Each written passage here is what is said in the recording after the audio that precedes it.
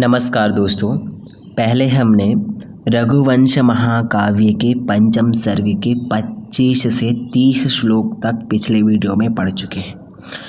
यह महाकाव्य कालिदास के द्वारा रचित है। महाकवि कालिदास, जिसकी उपमा उपाधि बहुत प्रसिद्ध है।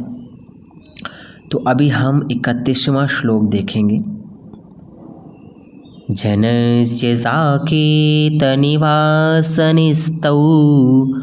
द्वावप्यभूतानभिनन्द्य सत्त्वौ गुरुप्रदेयाधिकनिः स्पृहोर्थी नृपोऽधिकामादधिकप्रदश्च। इसका अर्थ देखते हैं। वे कौत्स और रघु दोनों अयोध्या के निवासी लोगों के निकट प्रशंसनीय व्यवहार वाले हुए। एक तो गुरु के देने, करोड़ से अधिक लेने में निष्पृह याचक कौत्स ऋषि, और दूसरे याचक की कामना से अधिक देने वाले महाराज रघु। क्या है कि पिछले श्लोक में हमने पढ़ा था कि रघु के आंगन में, राजकोष में धन की वर्षा हुई थी। कुबेर ने धन की वर्षा की थी, क्योंकि रघु चाह रहे थे कि कौत्स मुनि को यज्ञशाला में 2-3 दिन के लिए ठहरा करके मैं सुबह युद्ध के लिए जाऊंगा, कुबेर से लड़ करके धन लाऊंगा। तो वो रथ में ही सो रहे थे, और जैसे सुबह उठे थे उनके लोगों ने बताया कि महाराज आंगन में अर्थात राजकोष में धन की वर्षा हुई है। तो उसके बाद में जो वो धन की वर्षा हुई थी, उस धन को रघुराज कौत्स मुनि को देने की चेष्टा की। कौत्स और रघु दोनों अयोध्या के निवासी हैं, लोगों के निकट प्रशंसनीय व्यवहार वाले हुए। वो अच्छे व्यवहार वाले हैं, अच्छे स्वभाव वाले हैं, अच्छे नेचर वाले हैं। एक तो गुरु के देने, अर्थात गुरु ने, किसके, कौत्स मुनि के गुरु वरतंतु ने 14 सहस्र मुद्राएं लाने के लिए कहा था। तो अधिक लेने में निष्पृह याचक कौत्स ऋषि, और दूसरे याचक की कामना से अधिक देने वाले महाराज रघु। तो यहाँ पर क्या कहा गया है कि ये दोनों तो कहाँ के निवासी, अयोध्या के।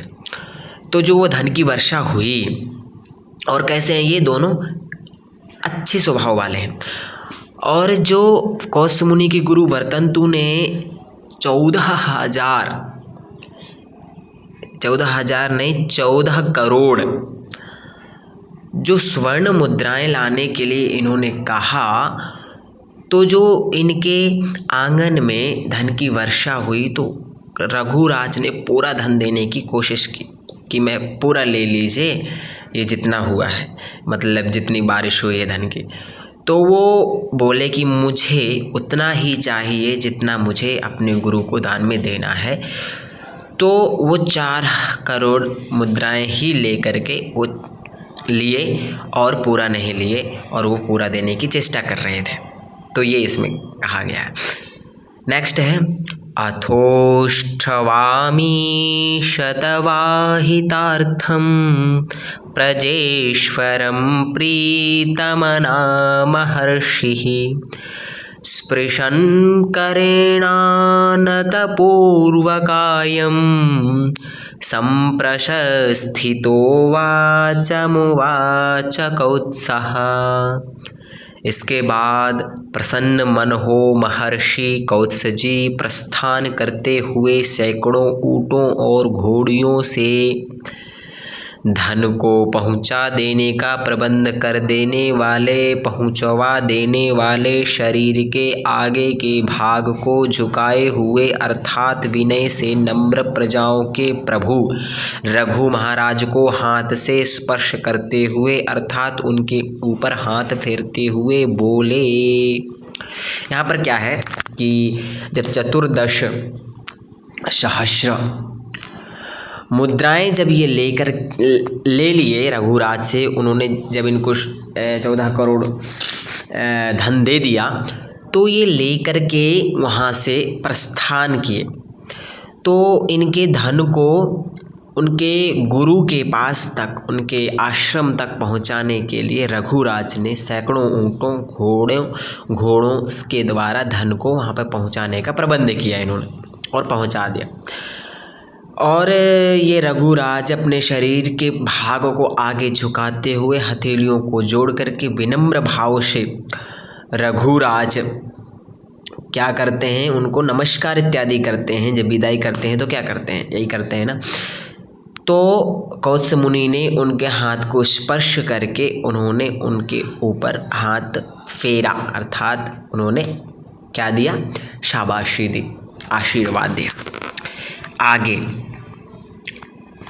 किमत्र चित्रं यदि कामशूर्भुर्वृत्ते स्थितस्याधिपते प्रजानाम् अचिन्तनीयस्तु तव प्रभो मनीषितं द्यौरपि येन दुग्धा।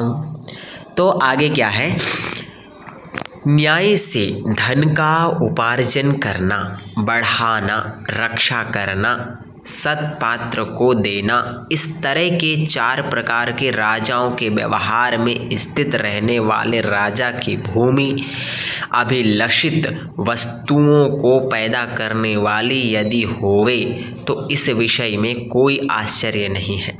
किंतु आपका प्रभाव वस्तुतः निश्चय करके अचिंतनीय आश्चर्यजनक है कि जिस प्रभाव से अपने अभिलषित वस्तु को आकाश से भी दुआ अर्थात प्राप्त किया। कौन कह रहा है, कौत्स मुनि रघुराज को कह रहे हैं कि न्याय से धन का उपार्जन करना, बढ़ाना, रक्षा करना, सत्पात्र को देना, इस तरह की 4 प्रकार के राजाओं के व्यवहार में स्थित रहने वाले राजा की भूमि अभिलषित वस्तुओं को पैदा करने वाली यदि होवे तो इस विषय में कोई आश्चर्य नहीं है। न्याय से धन का उपार्जन करते हैं, बढ़ाते हैं धन को, रक्षा करते हैं उसकी, और अच्छे लोगों को, ब्राह्मणों में दान करते हैं। किंतु आपका प्रभाव वस्तुतः निश्चय करके अचिंतनीय, आश्चर्यजनक है आपका प्रभाव। किसका, रघुराज का। कैसे कि जिस प्रभाव से अपने अभिलषित वस्तु को आकाश से भी दुआ अर्थात प्राप्त किया। क्योंकि उन्होंने क्या किया, बहुत वो सोच रहे थे कि मैंने सारा का सारा जो विश्वजित याग करके जीता था मैंने धन, वो सारा तो मैंने ब्राह्मणों में दान कर दिया, मगर कौत्स मुनि आए हुए हैं तो मैं उनको खाली नहीं जाने दूंगा। तो उनकी इतनी इच्छा थी, तो इसलिए वो किससे, कुबेर से, धन कुबेर से लड़ करके लाने वाले थे धन। तो धन कुबेर ने पहले ही उनके आंगन में क्या किया, धन की वर्षा कर दी। तो उसके बारे में बोल रहे हैं कि आप तो बहुत प्रभावशाली हैं कि आपने अभिलषित वस्तु को दुआ करके आपने आकाश से प्राप्त कर लिया। आगे, आशास्य मन्यत् पुनरोक्तभूतं श्रेयांसि सर्वाण्यधिजग्मुषस्ते पुत्रं लभस्वात्मगुणानुरूपं भवन्तमेड्यं भवतः पितेव।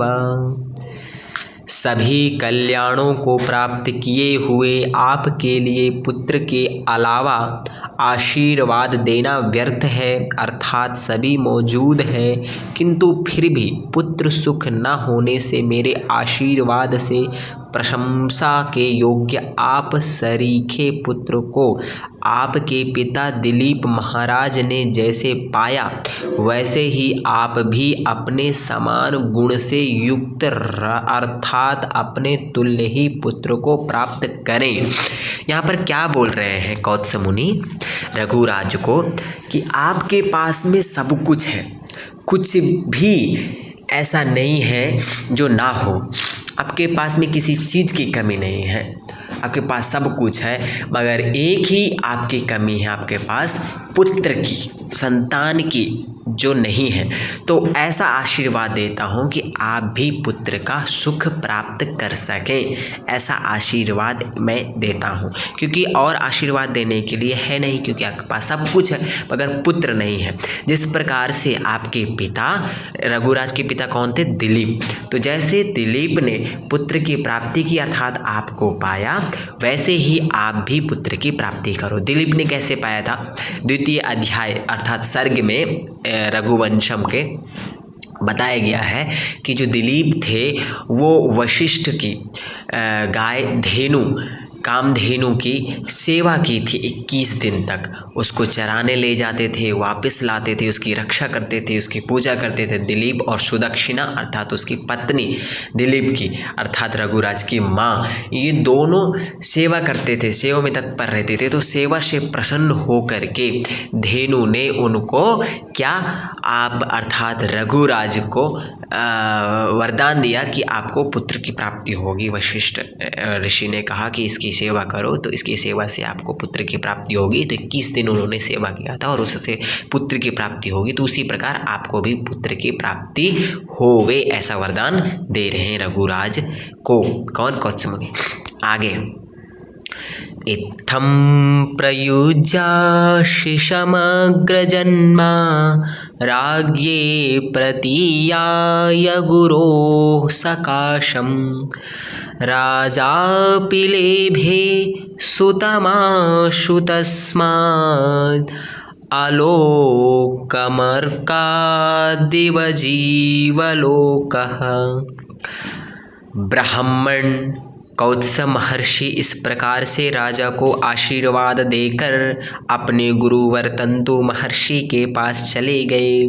और राजा ने भी जैसे जीव समूह सूर्य से प्रकाश को शीघ्र प्राप्त करता है, उसी तरह से उन पूर्वोक्त महर्षि कौत्स से अर्थात उनके आशीर्वाद से शीघ्र ही पुत्र को प्राप्त किया, अर्थात उनकी महिषी ने गर्भ धारण किया। क्या बोल रहे हैं कि ब्राह्मण कौत्स महर्षि आशीर्वाद दिया रघुराज को और आशीर्वाद दे करके वहाँ से प्रस्थान कर दिए, अपने गुरु वर्तंतु के पास पहुँच गए। राजा ने भी जैसे जीव समूह सूर्य से प्रकाश को शीघ्र प्राप्त करता है, अर्थात जैसे जीव प्रातःकाल सूर्य की रोशनी को प्राप्त करता है, वैसे ही शीघ्र वो भी उसी तरह से उन पूर्वोक्त महर्षि कौत्स से अर्थात उनके आशीर्वाद से शीघ्र ही पुत्र को प्राप्त किया, अर्थात उनकी महिषी ने गर्भ धारण किया। महिषी अर्थात उनकी पत्नी ने गर्भ धारण किया, उन्होंने आशीर्वाद दिया। तो उनके आशीर्वाद देते ही जैसे सूर्य प्रातःकाल सूर्य के निकलते ही उसके प्रकाश को जीव प्राप्त करता है अतिशीघ्र ही, वैसे ही उनके आशीर्वाद देने से अतिशीघ्र ही उन्हें पुत्र की प्राप्ति हुई, अर्थात उनकी महिषी पत्नी ने गर्भ धारण किया। तो आज हमने 5 श्लोक पढ़े और फिर से नेक्स्ट वीडियो में हम 5 श्लोक और पढ़ेंगे। तो 5-5 करके हम पूरा इसको ख़त्म करेंगे। बहुत ही अच्छी स्टोरी है, इसको मन से पढ़ें, तन से पढ़ें, ध्यान से पढ़ें और नोट्स भी बनाएं। और वीडियो अच्छी लगी हो तो चैनल को सब्सक्राइब भी करें और वीडियो को लाइक भी करें और दूसरों को भी भेजें ताकि और लोग भी पढ़ पाएँ। तो तब तक के लिए धन्यवाद। मिलते हैं फिर से अगली क्लास में।